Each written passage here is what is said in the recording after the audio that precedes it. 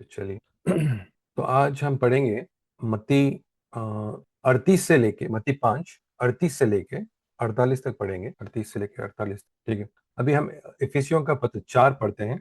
इफिसियों का पत्र 4 24 4:24 पढ़ते हैं। ठीक है। तो जब हम ये मत्ती 5 पढ़ रहे हैं तो ये किसके लिए लिखा गया है? ये लिखा गया है शिष्यों के लिए, और ये लिखा गया है जो लोगों का जो जिन लोगों को परमेश्वर के स्वर्ग के राज्य के अंदर ये आ चुके हैं। ठीक है। तो परमेश्वर के राज्य के अंदर हम आ चुके हैं, हमारे पापों से हम मुक्ति पा चुके हैं, हमने यीशु मसीह को अपनाया है। तो अभी जैसा हमने पढ़ा यहाँ पे लिखा है इफिसियों के पत्र में कि अगर तुमने यदि वास्तव में तुमने यीशु मसीह के बारे में वास्तव में तुमने उनके विषय में सुना और उनकी शिक्षा को ग्रहण किया जो यीशु मसीह सिखा रहे हैं, जो मसीह यीशु के में सच के अनुरूप है। ठीक है।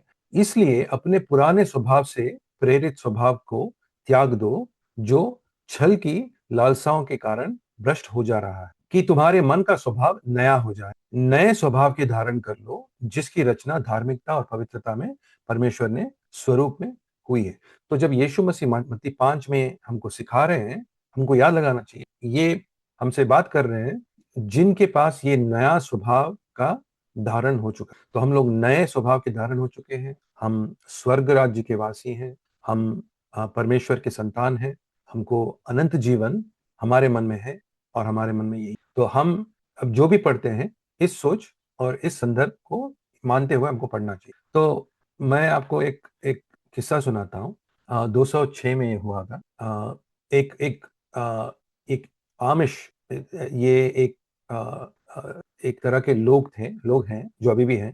अ, तो ये लोग हैं कहीं, थोड़े लोग जर्मनी में हैं, थोड़े लोग अमेरिकन, लेकिन ये लोग परमेश्वर के शिष्य हैं और एकदम सख्ती के साथ परमेश्वर के वचन को मानते हैं, और क्षमा और प्रेम स्वभाव के साथ ये लोग जीते हैं काफी एकदम। इनका इनका जो प्रकाश है, इनका जो सुसमाचार जब जब ये देते हैं, अपने बातों से नहीं बल्कि अपने जीवन से भी देते हैं। तो ये यीशु मसीह का जैसा हमने पढ़ा है, ये नए नए स्वभाव का धारण कर चुके। तो एक ऐसा संदर्भ हुआ 206 में कि एक एक उनको दूध देता था एक आदमी, बहुत गुस्से वाला था। ये एक समूह था, और उसने ये समूह में एक स्कूल में गया, बच्चों का स्कूल में गया ये आदमी, गुस्से वाला आदमी, और उसने कई बच्चों को मार दिया। कई बच्चों को गन वन लेके मार दिया उसने। थोड़े बच्चे काफी लोग मर गए थे वहां पे।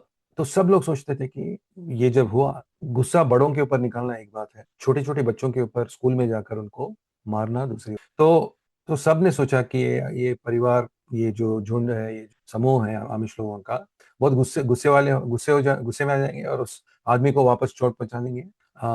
लेकिन कुछ अद्भुत हुआ था। ये आमिश परिवारों ने कुछ ऐसा किया जिससे कोई भी उम्मीद नहीं किया था। उन्होंने उस आदमी के माफ कर दिया जिसने उनके बच्चों को मार दिया। और ऐसा नहीं कि 1 महीना हुआ या 1 साल हुआ, वे तो उसके परिवार के सांत्वना भी देने गए, उसको मदद करने गए थे लिए। वे उसकी पत्नी, उसके बच्चे, उन सब के लिए खाना वाना ले गए, उन सबको माफ किए। वो बच्चे, उसके जो आदमी ने मारा था, उसके बच्चे और पत्नी को तो नहीं पता था वो क्या करने वाला है, ना ही उनको ऐसा कोई नफरत था इन लोगों के साथ, उस आदमी को था। सबको मार दिया और अंत में अपने आप को मार लिया हुआ। तो लोग पूछने लगे, पूरा न्यूज़पेपर में आ गया कि क्या हो रहा है, ये 15-20 बच्चों को मार दिया गया। तो लोग जाकर पूछे कि क्यों तुमने ये क्यों किया, और उन्होंने कहा हम इसलिए किए क्योंकि हमारे यीशु मसीह भी इसी तरह जिए थे, इसी तरह अपने दुश्मनों को माफ किए थे, इसी तरह उनका जिंदगी दे दिए थे। तो अगर उन्होंने माफ किया तो हमको भी माफ करना बहुत जरूरी है। और जो भी बच्चे उनके थे उन्होंने परमेश्वर के हाथ में सौंपा। बचपन से लोग बहुत, जैसा मैंने कहा, सख्ती के साथ एकदम ध्यान के साथ बच्चों को बढ़ाते हैं और पढ़ाते हैं दुनियादारी की चीजों के बारे में, यीशु मसीह की चीजों के बारे में। तो ये दुनिया से अलग रहते हैं, मतलब ज्यादा दुनियादारी, पिक्चर, टीवी, ये लोग पूरा उसको उनके समूह में आने नहीं देते। तो आ, ये लोग उन्होंने जब किया था, सबसे पहले जब उनके बच्चे मारे गए, मरने के बाद तब का तब उनके जो जो बुजुर्ग लोग थे, जो उनके पास्टर लोग थे, उनके उनके जो झुंड के, वो लोग इन लोगों को लेकर, वो जो जो आदमी जिन्होंने मारा था उसकी पत्नी और उसके बच्चों के पास सबसे पहले ये लोग जाकर घंटों में जाकर उनके साथ बैठे और उनको माफ किए और उनके साथ बात की। दूसरी चीज है, जहां पे इन्होंने अपने बच्चों को दफनाया था, जहां पे इन्होंने अपने बच्चों को दफनाया था, उस आदमी का भी दफन वहीं था, उस आदमी को भी वहीं पे गाड़ा गया था। ये लोग जब अपने बच्चों को दफनाने के बाद, गाड़ने के बाद, ये लोग भी उस आदमी के उस आदमी के अंतिम संस्कार के लिए गए, और एक दिन पहले ही उन्होंने अपने बच्चों को वहां पे डाला था, और उनके अंतिम संस्कार पर गए और उसके उसके लिए प्रार्थना वहां पर। और ये लोग ये लोग पूरे मिलकर आ, वो मारने वाले के विधवा और बच्चों की मदद के लिए उन्होंने पैसे इकट्ठा किया, समझ रहे हो? जिस आदमी ने उनके बच्चों को मारा बेवजह, छोटे छोटे बच्चे, मैं कह रहा हूं, मैं तो बोल रहा हूँ कि जैसे 4-5 साल के उम्र से लेकर 10-12 साल की उम्र, ऐसा हुआ था। और ये एक कलेसिया को छिन्न भिन्न कर दिया, उनका मन तोड़ दिया। फिर भी वो लोग परमेश्वर के लोग थे, तो इन्होंने, जैसा इस वचन में लिखा है, इफिसियों का पत्र 4 में लिखा है, ये लोग अपने पुराने स्वभाव को निकालकर नए स्वभाव की धारण कर, जिसकी रचना धार्मिकता और पवित्रता में परमेश्वर के स्वरूप में है, ये लोग जाकर उनको माफ करें, उनकी क्षमा करें, क्योंकि यीशु मसीह ने हमारे लिए। तो हम आज जब हम पढ़ रहे हैं, जो भी हम पढ़ेंगे, तुमने कहा, तुम्हें ये तो मालूम है कि ये कहा गया था, आंख के लिए आंख तथा दांत के लिए दांत। तो एक आदमी जब जब हमको कोई कोई ऐसा क्या गलत करता है हमारे साथ कोई बुरे की तरह बुराई करता है हमारे साथ, तो बुरे की भलाई बदले में हम बुराई नहीं करते। जो आदमी इस नया स्वभाव को पहनता है, बुराई का बदला बुरा। तो ये कहते हैं यीशु मसीह, किंतु मैं तुमसे कहता हूं कि बुरे व्यक्ति का सामना ही ना करो, इसके विपरीत जो कोई तुम्हारे दाएं गाल पर थप्पड़ मारे, दूसरी गाल भी उसकी ओर कर दो। तो हम आज क्या सीखने वाले हैं? और ये मेरे हिसाब से तो बहुत अपने हमसे हमसे नहीं हो सकता ये काम, और ये पवित्र आत्मा से हो सकता है ये काम, और पवित्र आत्मा हमको विजयी बना सकता। लेकिन ऐसा हम बस पढ़ते ही नहीं है, ऐसा हमने परमेश्वर के बारे में, यीशु मसीह के बारे में सुना ही नहीं है, बल्कि हमने ऐसा देखा है कि ऐसे लोग हैं इस धरती पर जिन्होंने गुस्सा, नफरत, बदले के जो सोच रहता है, इन सबको हरा के ये लोग परमेश्वर के प्यार में विजयी हो चुके हैं। ये हुआ है, और मैं दूसरी जगह भी आपको दूसरे भी उदाहरण दूंगा। लेकिन ये आमिश लोगों के बीच में हुआ है, उनके बच्चों को मार दिया गया था। उनके बच्चों को मार देने के बाद भी ये लोग गए, उस आदमी जिसने मारा, उनके विधवा बच्चों को अपनाया, क्षमा की, उनके साथ उस आदमी जिसके जिसके हाथ से उनके बच्चों का खून बहा, उसके अंतिम संस्कार भी किया, उनके लिए प्रार्थना की, और उनके लिए पैसे भी इकट्ठा किए, ताकि उनको पता था कि ये लोग जिम्मेदार नहीं थे। अभी आप सोचो कि हमारे बीच में क्या होता है, हमारे हमारे देश में, हमारे बीच में क्या होता है, जब एक कोई किसी आदमी को मारता है, मन में ऐसे बुराई का सोच भड़कता है। हाँ, हमको क्रोध आ जाता है, हमको क्रोध आ जाता है, प्रतिरोध हमारे में प्रतिशोध आ जाता है, हमको लोगों को मारने की इच्छा हो जाती है। तो ये पुराना स्वभाव है जो गुस्से में आता है, नफरत बढ़ता है और आगे बढ़ना चाहता है। लेकिन हम लोग परमेश्वर के लोग हैं, हमको पता है कोई भी आदमी कितना भी हमसे, हम परमेश्वर के लोग हैं। तो हमारे पास हमारा सुसमाचार जब हम देते हैं, हमारे होंठ से, हमारे बातों से, हमारे मुंह से नहीं देते, लेकिन हम देख रहे हैं ये आमिश लोगों ने सुसमाचार हर बार उन्होंने उनके जीवन, जैसा उन लोगों ने जिया, जैसा उन लोगों ने एक ऐसा सबसे मुश्किल घटनाओं में से वो जब ये जा रहे थे, उस समय उन्होंने उनका सुसमाचार उनके बर्ताव से, उनके स्वभाव से दिखाया कि परमेश्वर के लोग हैं। बातों से सुसमाचार देना बहुत आराम और आसान की बात। जब ऐसे मुश्किलों में, जब इतनी कठिनाई में अपने बच्चे की जब मौत होती है किसी के हाथ से, तब उसको माफ करना बहुत बड़ी बात है। ठीक है बहन जी, आप थोड़ा म्यूट कर लीजिए। तो माफ करते, तो हम क्या देखते हैं यहाँ पे? हम केवल अपने होठों से सुसमाचार की प्रचार नहीं करते हैं, और यीशु मसीह यही बात करने आए हैं जो हम पढ़ रहे थे अभी मत्ती 5 में। यीशु मसीह यही बात करने आए थे 38 से लेकर 48 में, कि जब तुम परमेश्वर के संतान होते हो, तुम्हारा आयुध जिससे तुम लड़ते हो, ये गुस्सा या बहस करना या मन में कड़वाहट बढ़ाना, ये नहीं होता। जब तुम परमेश्वर के संतान होते हो, तुम परमेश्वर के राज्य के अंदर आते हो, तुम्हारे अंदर अनंत जीवन आता है, पवित्र आत्मा तुम्हारे अंदर है, तुम्हारा आयुध है जिससे तुम लड़ाई करोगे। लोग तलवार से करते हैं, गन से करते हैं, हमारा जो आयुध है प्यार है। हम प्यार और प्रकाश से हम लड़ते हैं। प्यार और प्रकाश से लड़ते हैं। दुश्मन आता है गुस्से में, दुश्मन आता है बुराई करने के लिए, हम आगे बढ़ते हैं प्यार से, क्योंकि हम हराना चाहते हैं। हम उस बुराई को परमेश्वर के प्यार से हम हराएंगे। कोई भी आदमी तुम्हारे अंदर बुराई, आग, गुस्सा, नफरत जो भड़काने की कोशिश करता है, वो तुम्हारे अंदर पाप डालने की कोशिश, जो डर से तुम्हें तुम्हें परमेश्वर के ऊपर से विश्वास निकालने की कोशिश करता है, वो तुम्हें तुम्हारे अंदर पाप डालने की कोशिश करता है। वो उसके उस आदमी के पीछे शैतान है, लेकिन हमारे पीछे, हमारे अंदर पवित्र आत्मा है।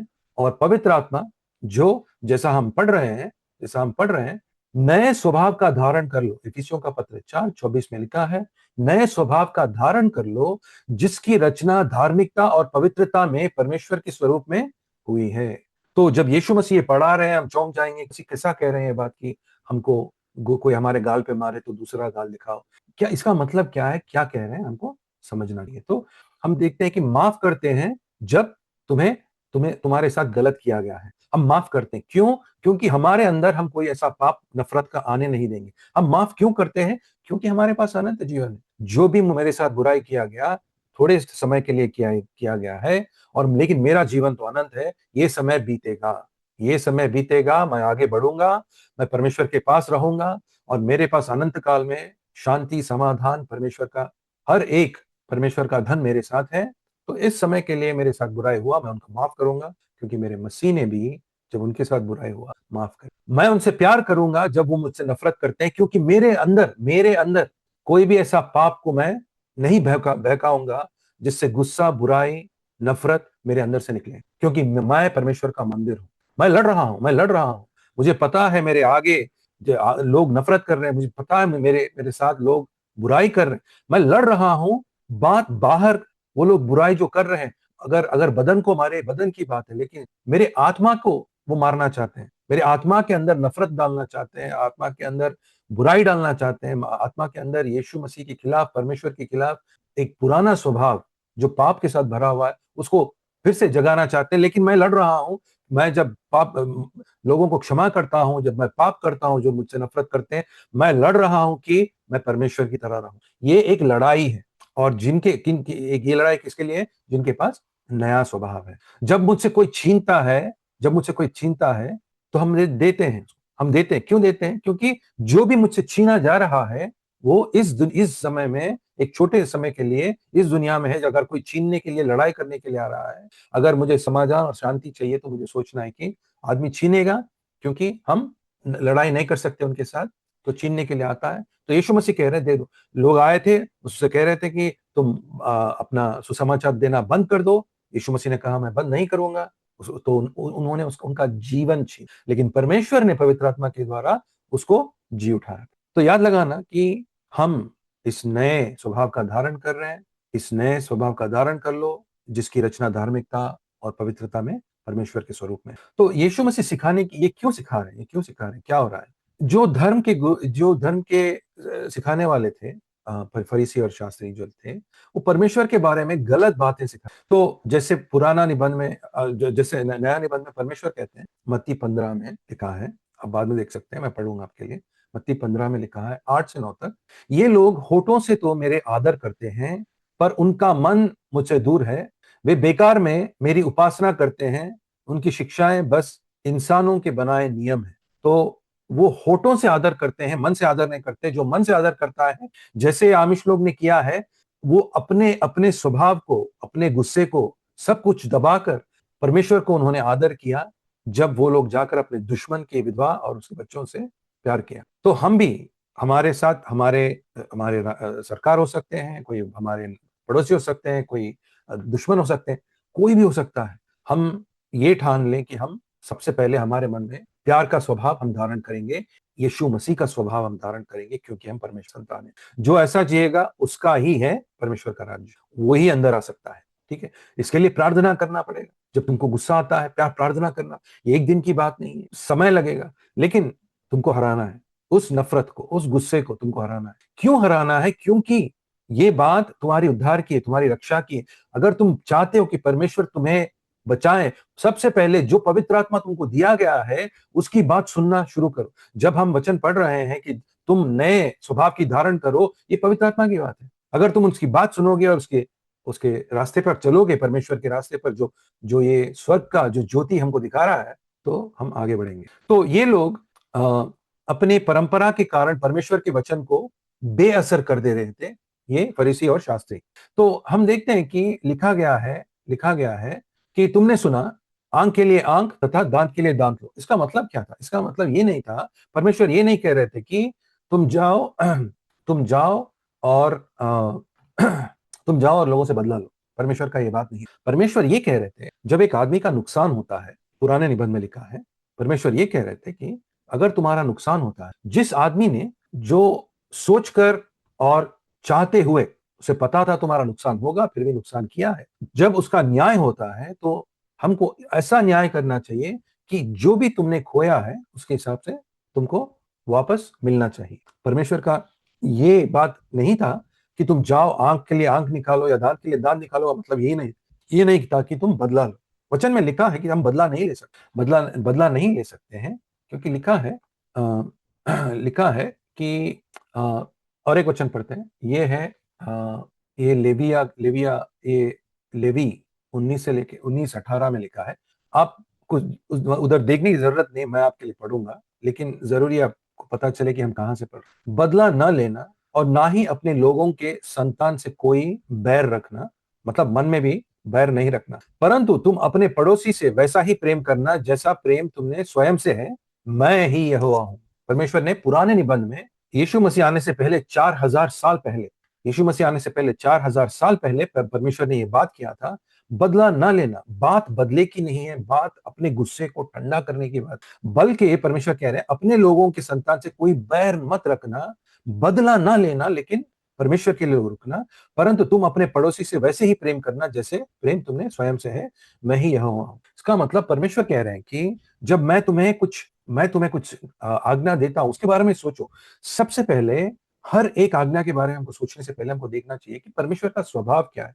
अगर एक परमेश्वर प्रेम से भरा हुआ परमेश्वर, दयालु और कृपालु परमेश्वर है, तो क्यों कहेंगे परमेश्वर की तुमको ये मालूम है कि ये कहा गया था, आंख के लिए आंख तथा दांत के लिए दांत, तुम इसका हिसाब हिसाब किताब करो। तो ये लोग इसको बदले में बदल दिए थे और कह रहे थे कि तुमने मुझे मारा, लिखा है कि दांत के लिए दांत, मैं भी तुम्हें तुम्हें मारूंगा। तो हम देख रहे थे कि हम एक ही वचन लेके हमारा जिंदगी नहीं चला सकते, बल्कि हमको समझना चाहिए परमेश्वर का स्वभाव क्या है। इस वचन जो आज्ञा दी गई है पुराने निबंध में, इसका इसका पूरा संदर्भ क्या है, क्यों क्यों दिया गया है, क्या ये जो भी मैं पढ़ रहा हूँ ये परमेश्वर के स्वभाव के अनुसार है, क्या ये यीशु मसीह के स्वभाव से उसके उसके उसके साथ साथ जमता है, और वचन में नए निबंध में जो लिखा है क्या क्या लिखा है। तो यहाँ लिखा है कि किंतु मेरे तुमसे कहना है कि बुरे व्यक्ति का सामना ही ना करो, इसके विपरीत जो कोई तुम्हारे दाएं गाल पर थप्पड़ मारे, दूसरे गाल में उसे उसकी ओर कर दो। तो लोग लोग क्या सोच रहे हैं कि अच्छा, मैं अगर ये आज्ञा का पालन, कोई मुझे मारा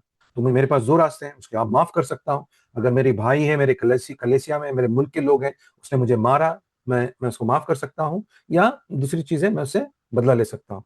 तो अगर तुम सोचोगे कि परमेश्वर का तो ये पुराने निबंध में ये फरीसी और शास्त्री, जिनका मन के अंदर प्यार नहीं था, जिनके मन के अंदर परमेश्वर का स्वभाव नहीं था, ज्ञान है स्वभाव नहीं है, कितना खतरनाक चीज है ये। जिसके पास ज्ञान रहता है लेकिन परमेश्वर का स्वभाव नहीं रहता है, वो परमेश्वर के आज्ञा को तोड़ मरोड़ कर ये कहता है कि अभी अच्छा क्या है, अच्छा ये है किसी ने तुम्हें मारा, ये अच्छा ही यही है कि तुम उसको मारो, बदला लो। ये लोग ये कह रहे थे, और हमने पढ़ा कि पुराने निबंध में लिखा है कि तुम बदला मत लो, मन के अंदर बैर मत लगाओ, अपने पड़ोसी से प्यार करो। तो उसके साथ साथ इसको नहीं पढ़ते थे, इन दोनों आज्ञाओं को एक दूसरे के साथ साथ नहीं। तो इन इस ऐसे समय पर यीशु मसीह आए हैं, और इस गुरु, ये जो भी फरीसी और शास्त्री हैं, परमेश्वर के नियमों को तोड़ मरोड़ दिए हैं। तो ऐसे समय पर ये लोग कह रहे हैं कि जो तुम्हें चोट पहुंचाएगा उसको बदला लो। तो सीधी सादी बात है कि एक अच्छे नियम को उन्होंने, नियम का उसका लक्ष्य क्या था?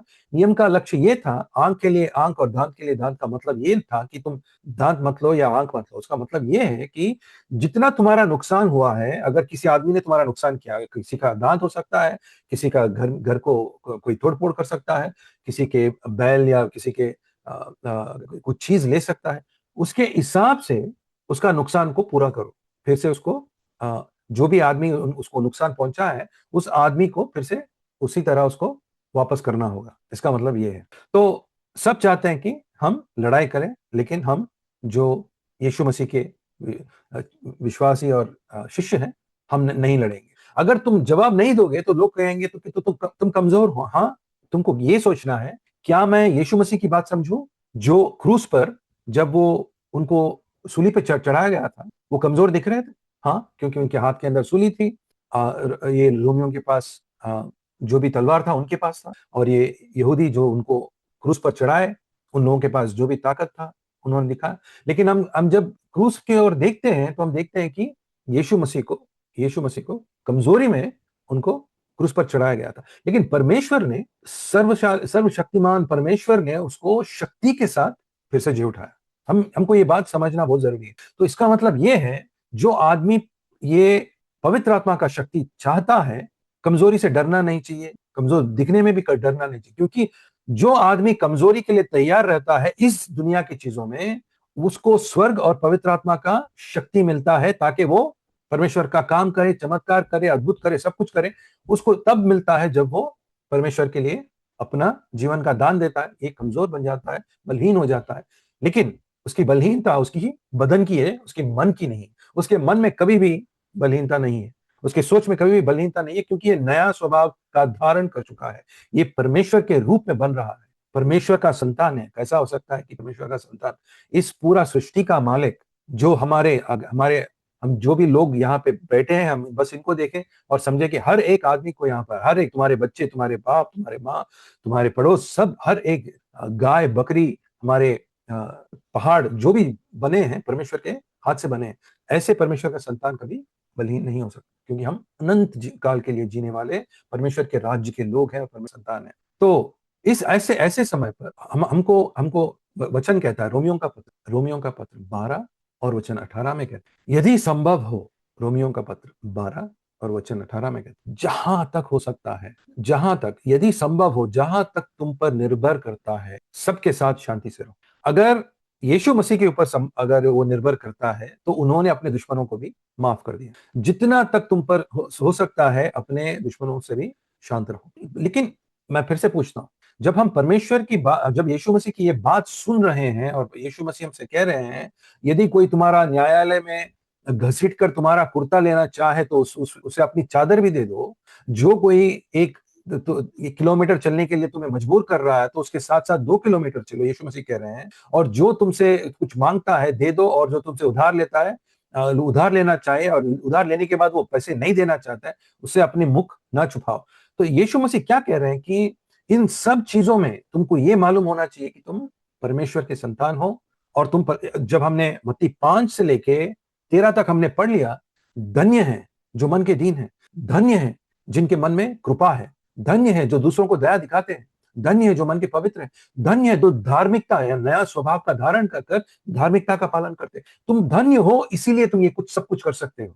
तुम धन्य हो, इसीलिए मेरे लिए इस बुराई, इस गुस्सा, इस दुश्मन को सह सकते हो। क्यों? तुम धन्य हो, क्योंकि तुम परमेश्वर के राज्य में हो और तुम परमेश्वर के संतान हो। तुम्हारे अंदर पवित्र आत्मा है, तुम्हारे अंदर पवित्र आत्मा है। तो बड़ी बात क्या है, बड़ी बात क्या है, हम देख रहे हैं जब हम और पढ़ते हैं आगे, तुम ये तो मालूम है कि यहाँ कहा गया था, अपने पड़ोसी से प्रेम करो, अपने शत्रु से घृणा करो, लिखा है। ये आपको ये मालूम होना चाहिए। ये आप फिर से मैं पढ़ता हूँ ताकि आपको समझ में आए। तुम्हें ये तो मालूम है कि ये कहा गया था। तो उस समय उनके पास सब कुछ लिखा नहीं है, थोड़े कहा गए हैं, थोड़े सिखाए गए हैं उनके बुजुर्गों से। अपने पड़ोसी से प्रेम करो और अपने शत्रु से घृणा करो। और पुराने वचन में ये लिखा है कि अपने पड़ोसी से प्रेम करो, लेकिन ये कहीं नहीं लिखा है कि अपने शत्रु से घृणा करो, कहीं लिखा नहीं है। तो ये फरीसी और शास्त्री क्या कर रहे थे, आधा परमेश्वर का वचन लेते हैं, आधा उनको जो चाहिए लेते हैं, और दोनों को जोड़ देते हैं। जहां पर परमेश्वर ने नहीं कहा, उन्होंने वचन जोड़ा है। लेकिन यीशु मसीह कह रहे हैं, किंतु मैं तुमसे कहता हूं कि अपने शत्रुओं से प्रेम करो और अपने सताने वालों के लिए प्रार्थना करो। क्यों? कि तुम अपने स्वर्गीय पिता की संतान हो जाओ, क्योंकि वे बुरे और भले दोनों पर ही सूर्योदय करते हैं, इसी प्रकार वे धर्मी तथा अधर्मी दोनों पर वर्षा होने देते हैं। तो यहां पर बात आती है कि परमेश्वर परमेश्वर क्यों इनके ऊपर दया दिखाते हैं। तो यहां लिखा है कि परमेश्वर अपना दया और अपना कृपा दोनों के ऊपर दिखाते हैं, क्योंकि ये जो सूर्योदय होता है, जब ये बारिश होता है, सबके लिए होता है, सबके सबके फसल उगते हैं, सबके गाय सबके बकरी खाना पीना करते हैं। ये होता है परमेश्वर की संतान के लिए जो ईसाई है, और जो लोग परमेश्वर को नहीं मानते उनका भी होता है। तो यहां लिखा है कि तुम अपने स्वर्गीय पिता के संतान हो जाओ। मतलब जो आदमी ऐसा दया या कृपा दिखाता है, जो इस ऐसा दया दिखाता है दूसरों के ऊपर, वो क्या कर रहा है? तो सोचो कि आप सुसमाचार देने जा रहे हो, और इस समय सुसमाचार दुश्मनों को देने जा रहे हैं। तो परमेश्वर जो रुक रहे हैं, और परमेश्वर कह रहे हैं कि एक समय आएगा जो न्याय दूंगा, लेकिन आज का समय, इस समय जो हम जहां हम जी रहे हैं, इस समय मैं उनको दया दिखाना चाहता हूं। मेरा मेरा मेरा क्रोध और मेरा न्याय आने वाला है, लेकिन आज के दिन मैं दया दिखाने वाला। इस दया दिखाने से ही तो हम लोग पूरे परमेश्वर के पास आए हैं, क्योंकि हमने यीशु मसीह का दया सुनकर और हमने सुसमाचार सुनकर हम परमेश्वर के पास आए हैं। या थोड़े लोग अभी यीशु मसीह कह रहे हैं कि तुम्हारे बातों से ज्यादा तुम्हारे जीवन में बिना नफरत अपने शत्रुओं से प्रेम कर कर और अपने सताने वालों के लिए प्रार्थना कर कर तुम ये दिखाओ कि तुम स्वर्गीय पिता के संतान हो। ये है तुम्हारा सुसमाचार। जब कोई हमारा दुश्मन, जब कोई हमसे नफरत करता है, सुनना नहीं चाहता, तो किस तरह सुनाए उसको, किस तरह हम परमेश्वर का वचन उसको सुनाए? इसका मतलब ये नहीं कि हम एकदम बलहीन हैं और हमारे पास कोई शक्ति नहीं है। इसका मतलब ये नहीं है। इसका मतलब है तुम चुनते हो, मेरे आगे वाले दुश्मन को प्रेम और इस नए स्वभाव, परमेश्वर का स्वभाव, यीशु मसीह का स्वभाव के धारण से मैं इसको हराऊंगा। मैं इस नफरत को प्यार से हराऊंगा, उसके गुस्से को मैं दया से हराऊंगा। मैं जंग लड़ रहा हूं इस समय सुसमाचार देने के लिए, और मैं किसी भी हालत में परमेश्वर का राज्य को लाऊंगा। लेकिन जहां पे क्रोध, जहां पे लड़ाई, जहां पे गुस्सा हमारे मन के अंदर है, जहां पे डर हमारे मन के अंदर है, हम परमेश्वर का राज्य हम नहीं ला सकते। इसीलिए परमेश्वर यीशु मसीह कह रहे हैं कि जब दूसरों को किस तरह से पता लगे कि तुम परमेश्वर के संतान हो, कैसे कैसे पता लगेगा कि तुम कौन हो, कि तुम परमेश्वर के संतान हो, कैसे पता लगेगा? जब तुम अपने शत्रुओं को प्रेम करते हो और तुम अपने सताने वालों को तुम प्रार्थना करते हो, लोग देखेंगे और कहेंगे कि ये क्यों अलग है। क्योंकि वो लोग नहीं समझ पाते हैं कि प्यार भी हमारा आयुध है। जैसा लोगों के पास तलवार होता है, जैसे लोगों के पास गंदे बात होते हैं, जैसे लोगों के पास गन होता है और लोगों को वो हत्या करते हैं, हम हमारे इस युद्ध में हम प्यार और प्रार्थना के साथ हम युद्ध करते हैं। हमारे औषध जो है, जिसके साथ हम लड़ाई करते हैं, वो है परमेश्वर के ज्ञान से, परमेश्वर की ज्योति से, परमेश्वर के स्वभाव से। हम परमेश्वर के लोग हैं। हमारे लिए मौत कुछ भी नहीं है, क्योंकि आप अनंत काल में अनंत जीवन पा चुके। तो यहां लिखा है, और यीशु मसीह हमको चुनौती दे रहे हैं कि यदि तुम प्रेम मात्र उन्हीं से करो जो तुमसे प्रेम करते हैं, और तो तुम्हें किस किस प्रतिफल के अधिकारी हो तुम? तो सोचो, इसका मतलब है जिस तरह से हम हमारे दुश्मनों से बर्ताव करते हैं, उसका एक प्रतिफल है, उसका एक उपहार है। उसको परमेश्वर एक वरदान उनके लिए देंगे। और परमेश्वर ने कह रहे हैं कि जो भी हर एक बार इस युद्ध में दूसरों को प्यार और प्रार्थना के साथ हराएगा, उसको स्वर्ग में परमेश्वर उसके लिए एक प्रतिफल उसके लिए लगा चुके। तो अगर तुम प्रेम मात्र उन्हीं से करते हो जो तुमसे प्रेम करते हैं, तो तुम किस प्रतिफल के अधिकारी हो? क्या चुंगी लेने वाला भी यही नहीं करता? जो लोग अन्याय करते हैं, जो लोग परमेश्वर को नहीं जानते, ये लोग भी तो वही करते हैं। तो तुम में उसमें फर्क क्या है? तुम कैसा कह सकते हो कि तुम परमेश्वर के संतान हो? इसलिए जरूरी है कि तुम सिद्ध बनो। मत्ती 5 में लिखा है, इसलिए जरूरी है कि तुम सिद्ध बनो जैसे तुम्हारे स्वर्गीय पिता सिद्ध है। तो जैसा हम देख रहे हैं, गलत सिखाया गया था कि आंख के लिए आंख, दांत के लिए दांत का मतलब है बदला लो। यीशु मसीह कह रहे हैं कि ऐसा नहीं हो सकता, मैंने वो सिखाने के लिए नहीं आए। और यीशु मसीह हमको ये सिखा रहे हैं कि कोई अगर हमको थप्पड़ मारे तो दूसरा गाल दिखाओ। इसका मतलब ये नहीं कि तुम कमजोर बनो। इसका मतलब ये है कि जब जब कोई हमको मारता है, कभी आपको लगा होगा, या कोई जब आपको गाली देता है, हमारा मन बैठ जाता है। हमारा मन बैठ जाता है, हमको लगता है कि क्या हम इतने कमजोर हैं। तो इसका मतलब क्या? इसका मतलब आपका ताकत है क्या, आपकी शक्ति है क्या, ये हमको समझना है। दुनिया सोचती है कि शक्ति और ताकत पैसों में और जोर देने में और आगे वाले को दबाने में। और हाँ, ये लोग जो कर रहे हैं इस धरती में, एक समय के लिए, छोटी सी समय के लिए ये चलेगा। अनंत जीवन में ये ऐसे लोगों को नरक में डाल दिया जाए। हम ये नहीं कह रहे हैं कि कमजोर बनो और लोगों को चोट पहुंचाने दो, ये नहीं कह रहे हैं कि चोट पहुंचाने दो। हम ये कह रहे हैं कि तुम्हारा राज्य अलग है, तुम्हारे पिता परमेश्वर हैं, तुम्हारा जीवन अनंत जीवन है, तो उस डर को निकाल दो और आगे, जैसे जैसे यीशु मसीह खुद, जब उन लोगों ने क्रूस पर उनको चढ़ाने से पहले उनके ऊपर थूका और उनके उनके उनके मुंह पर मारा, उन्होंने उन्होंने कुछ वापस नहीं किया। इसका मतलब ये नहीं था कि यीशु मसीह कमजोर थे। अगर वो चाहते थे तो वो स्वर्गदूत को भी बुला सकते थे कुछ करने के लिए, लेकिन यीशु मसीह ये कह रहे थे कि जब ये लोग ये कर रहे हैं और मैं इनको इस प्रार्थना कर रहा हूं, प्यार दिखा रहा हूं, मैं इनके कठिन मन को जीत रहा हूं, कठिन मन को जीत रहा हूं। ये हमारे बस की बात नहीं है, इस ऐसा स्वभाव हमारे बस की बात नहीं है। इसीलिए हमको इतनी प्रार्थना करना चाहिए नए स्वभाव की धारण करने के लिए, परमेश्वर तेरी धार्मिकता, तेरी पवित्रता, और इस तरह से मुझे सिद्ध होना है कि यीशु मसीह का मन, यीशु मसीह का सोच, यीशु मसीह का निष्पाप जीवन मुझ पे भी होना चाहिए। हम पापी हैं, हम सब पापी हैं, लेकिन आगे जब हम चलते हैं हमको निष्पाप जीवन चाहिए, ताकि हम सबसे पहले, तुम्हारा दुश्मन है तुम्हारा क्रोध, तुम्हारा घमंड, तुम्हारा मन। क्योंकि जो पापी स्वभाव तुमसे कहते जाएगा, अरे वो लोग तुमको गाली दे रहे हैं, तुम तो छोटे हो गए, तुम तो कमजोर हो, अरे वो लोग तुमको मार चुके हैं, तुमको जेल में डाल चुके हैं, तुम कमजोर हो। लेकिन परमेश्वर कहते हैं, परमेश्वर क्या कहते हैं, जो आदमी ऐसा जीता है, इसका मतलब क्या है, वो आदमी सिद्ध हो चुका है, जैसे तुम्हारे स्वर्गीय पिता सिद्ध है, तुम ऐसे सिद्ध बन चुके। तो सोचो, लोग सोच रहे हैं कि तुम कमजोर और बलहीन हो, परमेश्वर कह रहे हैं कि तुम मेरी तरह सिद्ध हो, क्योंकि तुम अनंत जीवन में यीशु मसीह के साथ साथ राज्य करोगे। ये जो तुम्हारे ऊपर ये यातना या परेशानियां आ रहे हैं, ये थोड़े से समय के लिए है। तो हमको तोड़ना चाहिए, हमको ये गुस्सा, ये बदला लेने की स्वभाव हमको तोड़ना चाहिए। हमारे ऊपर कोई आदमी अगर धमकी देता है, हम प्रार्थना करें, हम पूछेंगे परमेश्वर से, परमेश्वर हमको हमको हमको समझ दे, ताकि हमको बुद्धि दे, ताकि हम इसके साथ किस तरह से निपटे। पर हम युद्ध लड़ रहे हैं, याद लगाना। कोई आदमी आके हमसे कुछ कहता है, कोई कहीं दूसरों का खबर सुनते हैं, ऐसा हुआ है, वैसा हुआ है, ये सब कुछ जो भी हो रहा है, हमको परमेश्वर से पूछना है कि परमेश्वर, हम किस तरह से प्यार और प्रार्थना करें। मैं और एक ये नाम लेता हूं, एक आदमी, एक पास्टर था, उसका नाम रिचर्ड था, रिचर्ड वर्मब्रांड। वो पास्टर ये रोमानिया में था। 14 साल के लिए इसको जेल में डाल दिया गया। ना कुछ, ये बस परमेश्वर का वचन सिखाने वाला आदमी है, कोई इसके लिए ना कोई पैसों का शौक था, ना कोई कुछ दूसरे काम करता था। और वो वहां पे, जो रोमानिया जैसे देश कैसा है, वहां पे वो लोग कोई भी भगवान को नहीं मानते, कोई भी भगवान को, अपने आप को वो लोग भगवान सोचते हैं, कोई भी भगवान को नहीं मानते। तो वो इसलिए उसको डाला गया था क्योंकि वो यीशु मसीह से प्रेम करता था। उसको इस कठिनाई के साथ उसको उन लोगों ने मारा।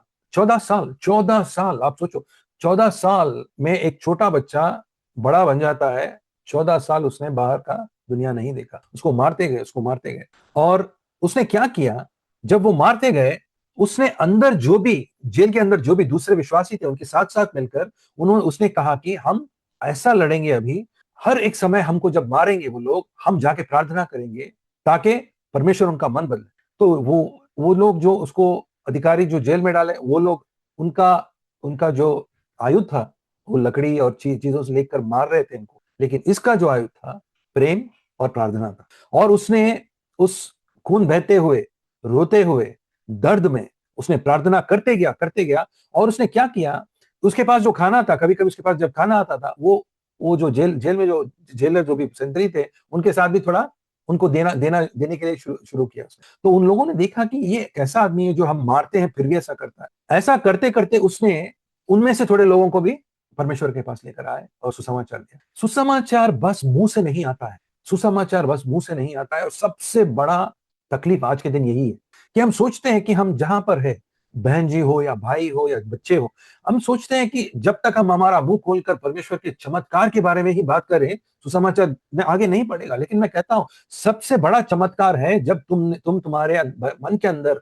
के बदले का आग, गुस्सा, ये सब कुछ तुम इसको जीतो, हराओ, और परमेश्वर के स्वभाव में, पवित्रता के साथ, प्रेम के साथ, ये कभी भी विश्वास लगाते हुए तुम परमेश्वर के संतान हो और तुम परमेश्वर के राज्य के वासी हो, कभी भी नहीं भूलते हो, तब तुम्हारा पूरा दुनिया बदल जाएगा।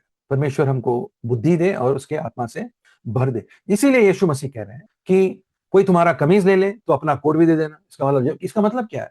तो ये यीशु मसीह ये नहीं कह रहे हैं कि जो भी आदमी आता तुम्हारे घर के अंदर चोरी करना चाहता है उसको चोरी करने, नहीं, यीशु मसीह कह रहे हैं कि तुम्हारा स्वभाव बदले का स्वभाव से बदलो। इसका मतलब, बल्कि अगर कोई लालची से ज्यादा आदर बनो तो सोचो कि कोई किसी के पास पैसे नहीं, हम क्या करना चाहिए हमको? जो कोई तुमसे मांगे उसको दो। किसी के पास नहीं है, तुम्हारे पास है, तुम उसको दे सकते हो, दो। वो कोई भी हो सकता है। वो हमारे मुल्क में हमारे लोग ही नहीं होने की जरूरत नहीं, वो अन्य लोग भी हो सकते हैं, हमको फर्क नहीं पड़ता है। हमको सुसमाचार हमारे जीवन से देना है। हमारे पास जो है, हमारे पैसों से भी सुसमाचार जा सकता है, हमारे बदन के खून से भी सुसमाचार जा सकता है, हमारे आंसुओं से भी सुसमाचार जा सकता है, हमारे दर्द से भी सुसमाचार जा सकता है। और जैसे हमने आमिश लोगों के बारे में बात किया, हमारे दुख और दर्द में भी वो लोग जाकर उन्होंने उस आदमी जिसने उसके अपने बच्चों को मारा, उसकी विधवा और उसके बच्चों को उन्होंने परमेश्वर यीशु मसीह का प्यार दिखाकर पूरा सुसमाचार समझा दिया। ये बैठ के 3-3 महीने समझाने की कोई जरूरत नहीं। वो लोग समझ गए कि ये लोग पूरी तरह अलग है। ऐसे लोगों के साथ मुझे खुद लगता है कि जाके हमको समय बिताना चाहिए जिनके पास ऐसा हुआ हो। परमेश्वर की योजना कैसा है कि यदि तेरा शत्रु भूखा है तो उसे भोजन खिलाओ, यदि वो प्यासा है तो उसे पानी पिलाओ। ऐसा करके तू उसके सर पर जलते कोयले डालोगे। इसका मतलब है परमेश्वर कह रहे हैं कि तुम सोचो एक बार, शांति के मार्ग में भी हम हमारे दुश्मनों को दिखा सकते हैं। हमारे पास कमजोरी नहीं है, हमारे पास ताकत है, शक्ति है परमेश्वर का। हमारे पास बुराई नहीं है मन के अंदर, बल्कि सिद्ध धार्मिकता और पवित्रता में हमारे मन में है, क्योंकि इससे हम जीत सकते हैं। ये युद्ध तुम्हारे अंदर सबसे पहले चल रहा है। तुम जैसा सोच रहे हो, तुम जैसा डर रहे हो, तुम्हारे सोच में जैसा गुस्सा आ रहा है, जब तुम सोचते हो कि ये लोग मेरे पास आकर ऐसा करे, जो तुम्हारे मन में सबसे पहले हो रहा है, जब तुम सोने जा रहे हो, जब तुम उठ रहे हो, तब तुम साइकिल चला के काम पे जाना चाहते हो, या तुम अपने काम पर जा रहे हो, जो भी तुम्हारे मन में हो रहा है, युद्ध सबसे पहले अंदर तुम्हारे अंदर हो रहा है, बाहर नहीं हो रहा है ये। तो ये लोग, जैसा हमने आमिश लोगों के बारे में पढ़ा, तो जब उस आदमी ने उनके बच्चों को मारा, ये लोग ने सोचो क्या क्या हुआ। जब उस आदमी ने उनके बच्चों को मारा तो उनसे कुछ छीन लिया। जैसा यीशु मसीह कह रहे हैं, अगर कोई आदमी आके, यीशु मसीह क्या कह रहे हैं, अगर आदमी आके कोई तुम्हारा कमीज ले तो तुम्हारा कोट भी दे दो। उन्होंने आकर जैसा कमीज लेते हैं वैसा उनके बच्चों को छीन लिया, तो ये लोग जाकर उनके पैसे भी दे दिए उनको। ये है, ये हम जो देख रहे हैं, ये परमेश्वर के राज्य के लोग एकदम शक्ति के साथ, एकदम परमेश्वर की शक्ति पूरी दुनिया देख रही है, उदाहरण दे रहे हैं। दुनिया चौंक रही है, क्या हो रहा है, कैसा हो सकता है, कैसा कर सकते हैं, क्यों कर रहे हैं, क्यों कर रहे हैं। लोगों के मन में आ जाएगा कि क्यों कर रहे हैं, इतना बुरा है। लोगों के मन में गुस्सा आ रहा है कि उसके बच्चों को इतना तकलीफ पहुंचा, उस आदमी को मारना चाहिए। लेकिन ये देख रहे हैं कि जिनको नुकसान हुआ है, जो परमेश्वर के लोग हैं, परमेश्वर के राज्य के लोग हैं, वो उनकी तरह बर्ताव नहीं कर रहे हैं, बल्कि दुनिया को दिखा रहे हैं, कि दुनिया को शर्मिंदा कर रहे हैं कि तुम इस तरह से बदला लेना चाहते हो। लेकिन हम परमेश्वर के लोग हैं, हम सच्चाई और प्रकाश में चलते हैं परमेश्वर के स्वभाव के अनुसार। कौन है ये परमेश्वर? ये है यीशु मसीह हमारा। अब सुसमाचार का कुछ मतलब बना। अरे अब सोचो एक बार, जो चमत्कार हम करेंगे, जिनके लिए हम प्रार्थना करेंगे, अरे कि कोई चंगा होना तो तब का तब हो जाएगा, उसके बाद क्या? लेकिन जब आदमी बदल जाता है, उसका मन बदल जाता है, मन फिराव हो जाता है, वो पाप के स्वभाव से परमेश्वर के स्वभाव में आ जाता है, वो जिंदगी भर बदल जाता है। हमको ये बात समझनी चाहिए। तो इसका मतलब क्या है? क्या हम दरवाजे की चटाई की तरह है, जो लोग आके हमको मारे और जाए? इसका मतलब ये नहीं है। बस इसका मतलब ये है कि जितना तक तुमसे हो सकता है प्रार्थना करो, जितना तक तुमसे नहीं हो रहा है, अब तुमको प्रार्थना करना चाहिए, परमेश्वर मैं यीशु मसीह की तरह क्यों नहीं हूं, मैं यीशु मसीह की तरह क्यों नहीं हूं। तो हम क्या कर रहे हैं जब इस तरह की स्वभाव हम पहनते हैं, इस तरह हम युद्ध कर रहे हैं, इस तरह प्रेम और प्रार्थना कर रहे हैं, तो हम क्या कर रहे हैं? हम परमेश्वर के काम में मदद कर रहे हैं, हम परमेश्वर का राज्य को ला रहे हैं, और हम दुश्मनों को दोस्ती में बदल रहे हैं, हम दुनिया को जीत रहे हैं। ये यीशु मसीह पुराने निबंध में, ये फरीसी और शास्त्री सोच रहे थे कि उनके पास ज्ञान है, लेकिन उनके पास मन में प्रेम नहीं है। ये सिखाने आए थे कि तुम बदला सिखा रहे हो, मैं प्रेम सिखा रहा हूं। तुम सोचते हो तुम्हारे पास ज्ञान है, लेकिन तुम्हारा ज्ञान तुमको परमेश्वर की तरह नहीं बदला है। तुम्हारे पास इतना ज्ञान है, लेकिन कुछ भी तुम्हारे मन में, तुम परमेश्वर की तरह तुम कुछ भी नहीं दिखते हो। तो मैं मेरे शिष्यों को नए निबंध में और इस नई वाचा में मैं परमेश्वर के रूप में बदलने आया हूं, परमेश्वर के लिए काफी स्वर्ग के राज्य में संतान लेने आया हूं। तो मेरा इस नया निबंध ही अलग है। इसलिए हम यीशु मसीह की आदर करते हैं और परमेश्वर की आदर। तो जैसा हम ये सीख रहे हैं, दूसरी दूसरी चीज है, उन लोगों के बारे में जो अच्छी बातें कहते हैं, या बुरे बातें करते हैं तुम्हारे बारे में, जो तुम्हें श्राप देता है, उन्हें आशीष दो। ये कब हो सकता है? ये जब हो सकता है जब तुम्हें पता है, तुम्हारे विश्वास से तुम्हें पता है तुम धन्य हो। जब तक आदमी अपने विश्वास में धन्य की महसूस नहीं करता है, वो आदमी कभी भी कमजोरी ही महसूस महसूस करता है। मैं धन्य हूं क्योंकि यीशु मसीह मेरे हैं, मेरे भाई हैं। मैं धन्य हूं क्योंकि मेरे परमेश्वर पिता परमेश्वर मेरे साथ। मैं धन्य हूं क्योंकि मैं स्वर्गवासी हूं। जब तक विश्वास से तुम धन्य नहीं हो सकते, दिन भर दिन तुम जब उठते हो, तुम ये कहना चाहिए कि मैं धन्य हूं क्योंकि मैं परमेश्वर का राज्य में आ चुका हूं और मेरा विश्वास अटल है। ये आदमी क्या कर सकता है? ये आदमी अभी कोई भी कमजोरी या जो तुम्हें श्राप देता है, तुम उसको उसको आशीष दोगे, क्योंकि तुम्हारे पास इतना धन है, इतना प्यार का धन है तुम्हारे पास कि तुम उसको आशीष दे सकते हो। तुम्हारे पास इतने इतने आशीष है, परमेश्वर ने तुमको दिया है कि तुम्हारे आशीषों से भी तुम उसको धन्य कर सकते हो। ये कमजोरी नहीं है, ये हमारा विजय है, ये हमारा परमेश्वर का योजना है हमारे लिए। तो जब जैसा मैं ये रिचर्ड वर्मराम के बारे में कह रहा था, तो लोग जब उसके बारे में गंदे गंदे चीज बोल रहे थे या लोग उसको उसको गलत गलत नाम से पुकार रहे थे, गाली दे रहे थे, तो वो उनसे वापस बात कर रहा था। ये अभी अभ्यास कर रहा था धार्मिकता का, कि वो पलट पलट कर उनको आशीष दे रहा था। भगवान तुम्हें सुखी रखे, भगवान तुमको ज्ञान दे, भगवान तुमको भगवान तुमको आगे बढ़ाए, यीशु मसीह का आगे बढ़ाए तुमको, तुम्हारे पूरी खानदान को। तो हमको क्या क्या सीखना है कि ये पहली चीज बदला। दूसरा चीज, बस हमारे लोगों के लिए करना। जो तुमसे घृणा करते हैं उनके साथ अच्छा करो, जो हमसे अच्छा रहते हैं उनके साथ ही अच्छा मत रहो। हमको बदलना है हमारा सोच, हमारे परमेश्वर से। तो याद लगाना हम क्यों कर रहे हैं। सबसे पहले हमारे पिता की ओर देखना चाहिए। क्या मेरे पिता के समान मैं भी हूं?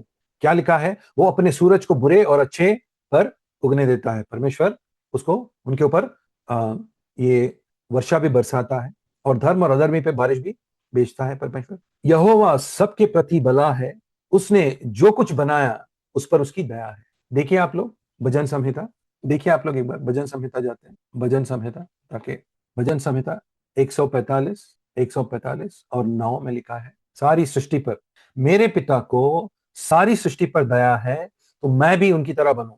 मेरा स्वभाव मेरे संदर्भ के हिसाब से नहीं चलूंगा, मेरे मेरे स्वर्गीय पिता के हिसाब से मैं चलूंगा, मेरे मसीह के मेरे भाई के हिसाब से चलूंगा।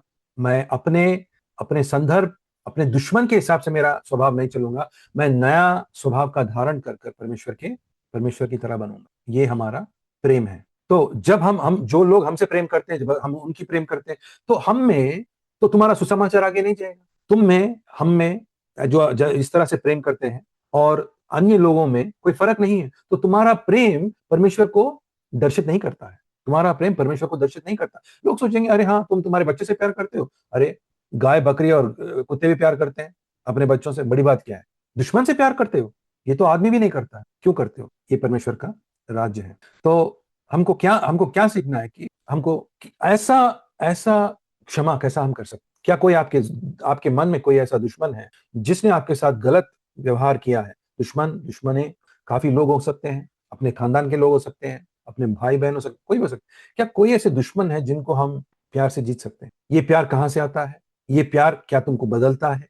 और इस प्यार को दर्शाने में, परमेश्वर को दिखाने में, क्या कोई आपके पास आकर कभी पूछे कि आप ऐसा कैसा कर सकते हैं? जब जब वो पूछता है, वो बोल रहा है मुझे सुसमाचार बोलो, वो कह रहा है कि अभी मुझे बोलो, यीशु मसीह के बारे में बोलो, उसका मतलब ये है तुम ऐसा कैसा जी सकते हो? मैं इसलिए जी सकता हूं क्योंकि मेरे साथ मसीह है, मेरे साथ परमेश्वर है। तो इस तरह से हम आज का वचन समझ सकते हैं कि फरीसी के पास ज्ञान है, उनका मन फिराव नहीं है। उनके पास ज्ञान है और इन्होंने, और जो जो आदमी का मन फिराव नहीं होता है और वो जो अपने आप को यीशु मसीह के अधीन नहीं करता है, वो ज्ञान भी अंधेरा हो जाता है। वो ज्ञान जो उजाला में लेके आना था वो भी अंधेरा हो गया। हाथ के लिए हाथ, आंख के लिए आंख, दांत के लिए दांत। मतलब क्या है? इसका मतलब है बदला लेना सिखाना शुरू कर दिया उन लोगों ने, क्योंकि परमेश्वर का जो ज्ञान था खो चुके हैं, अंधेरे में आ चुके हैं। आप भी अगर तुम सुनते जा रहे हो लेकिन तुम्हारे मन में मन फिराव नहीं हो रहा है, अगर तुम बदल नहीं रहे हो, एक दिन तुम्हारा ज्ञान भी अंधेरा बन जाएगा।